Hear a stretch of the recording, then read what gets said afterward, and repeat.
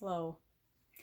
Today we are going to talk about love and the INFJ strength of being committed to the ideal of love. And I kind of, thinking about this, I kind of thought, is this a strength? Because I want to say more than being committed to the ideals of love. We are obsessed with the ideals of love to the point of being perfectionistic, of course, which is an issue with INFJs, is being perfectionistic in everything. And we tend to have really high standards and for ourselves. And of course we have Leo again here today. He likes to sleep on my bed, and of course I'm in my bedroom. So we have really high standards, and for ourselves and for our partners and for our friends, and that can make things pretty difficult. So I'll just tell you a little bit of a backstory. I've been with my husband for 20 years. I've been married for 18. I met him when I was about 18 years old, and I knew very quickly that he was the one for me. So we have 3 children, and it's interesting how your love evolves over time, and how at the beginning it's very exciting and very Leo. Speaking of love, Leo loves me so much. He's a very, very affectionate kitty, and he's very special, and he just loves me so much. So this is love, this little guy here. But anyway, yeah, he was a lot. I knew my husband was the one for me very quickly, and we do tend to jump into relationships very deeply, very quickly, and sometimes that cannot work out very well because you get involved so quickly and then find out that the person is not what you need, what you want, and it won't work out. But fortunately for me, it did work out. I can't say that it hasn't been hard work. Anybody that's been married for a while will tell you that it is work. You do have to choose to love each other. And I did spend a lot of time in my marriage feeling unloved, and that wasn't any fault of my husband's. He loved me and loves me in the way that he knows how to, and he is a very extroverted, excited, life is a party for him, and things aren't always serious, and we're all looking for this deep, personal connection to a person, and looking for a person that can totally understand us and meet all of our needs. And unfortunately, one person cannot meet all of our needs. That is too much of an expectation to put on one person. So I was expecting for the first 10 years of my marriage for my husband to fulfill everything I needed. And, that came with a lot of disappointment because, he couldn't. He couldn't fulfill everything I needed because he's a human being and he has faults just as I do. And he has expectations of me and what our love should look like. And, he couldn't meet all of my needs. And then, the last few years, I've had to realize that I am loved, and he does love me, and he has stuck by me, and, he will tell me, he's one of my biggest cheerleaders, and he will tell me all of the things that he does love about me. He One of the things that is, so great about, INFJs are always looking for someone to understand them. And I don't know that he totally understands me, but he really does love my weirdness, and he loves my craziness and my just constant searching for improvement and knowledge. And, it probably irritates him at times because I'm always trying to improve things. But the ways that I've gotten into trouble with, this with love and marriage, and is that I am constantly analyzing the way that I love him. I'm always looking for improvement. I'm always, trying to love him better, trying to see if I can do things differently to make him happier. I'm so conscious of what his emotional state is. And, you almost become like one person, so that, his emotions feel like my emotions. And if his aren't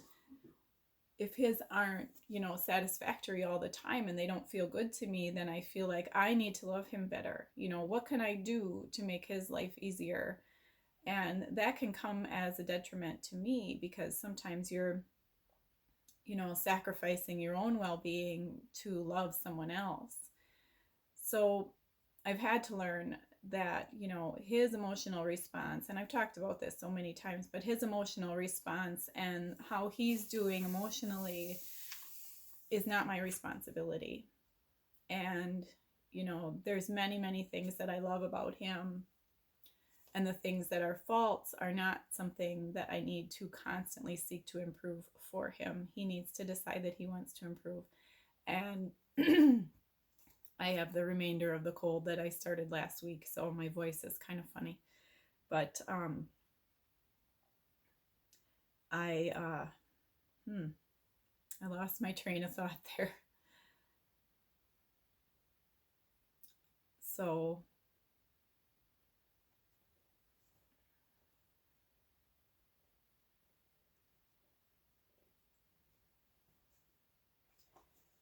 you end up, just obsessed with trying to make this love, for me, this 20-year love, perfect, and to make every moment harmonious and lovely and perfect, and to never have any sadness or loneliness or anything like that. And going in with that mindset can be very disappointing, because like I said, one person cannot fulfill all of your needs. You need to have friends. You need to reach out to God to fulfill some of your needs, because human beings are broken, and we can't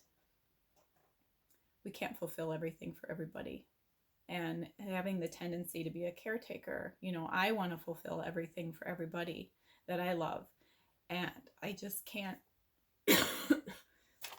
always do that. And I can't base my self-worth on whether or not I love my family and my husband perfectly. So I'm going to move on to loving children. And, when all I ever wanted in my life is to become a mom. And, I became a mom young, and I don't regret that. I absolutely love that I have teenagers right now, and that I had my children when I was very young.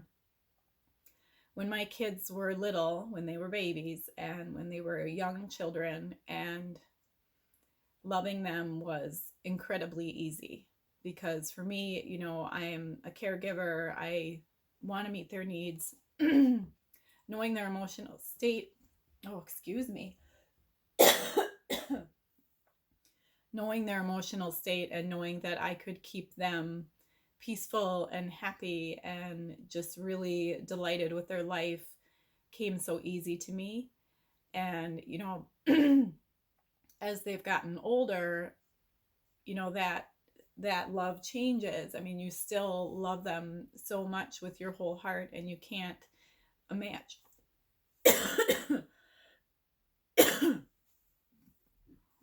you can't imagine that you could love somebody any more than you love your children. But now, my daughter is 18, my son is 16, and my youngest is 12. And the way that you love them changes. And they are adults, small adults and young adults. And I still am very aware of their emotional state. I still want to care for them. I still want them to be perfectly happy and peaceful, but I have to let go a little bit and allow them to grow and allow them to figure out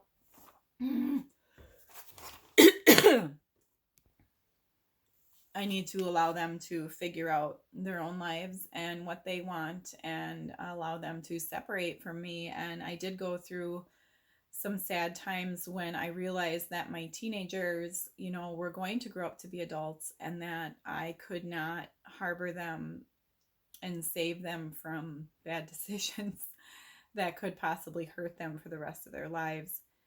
And, when you want to make everything good for everybody all the time, and that choice is taken away from you when your children become adults. And so my love for them has not changed from when they were babies, but it does, it's different in how you guide them as they get older. Yeah, I miss my babies, but it is really cool to watch your kids grow up. And I just hope, I'm always, kind of analyzing, what I did with them when they were little, and what I did with them when they were in their middle years. And did I put enough into them? Did I love them in a way that would make them turn out to be good humans and good adults? And have they felt loved? Since I spent a lot of my life not feeling loved and not feeling understood, as a child, as a teenager, and then some of my younger adult life, my worry is always that I did not put enough into their heart so that they will know that they are loved, and no matter what they do, we will love them. Okay, and then finally, hopefully I can get through this without coughing some more. I'm so sorry about that. Finally, I want to talk about love for friends. And it's really important as an introvert to have at least one friend. I have two very close friends. We've been friends for a long time, and they are so important to me. And, the way that they help me, is I can tell them all the things that I wouldn't necessarily, that I can share with my husband. But, my one good friend, it's a woman, and she's a mom and a wife, and I can share things with her about my struggles with that she will understand. And I know that she loves me no matter what I say to her, so it's important to have a friend.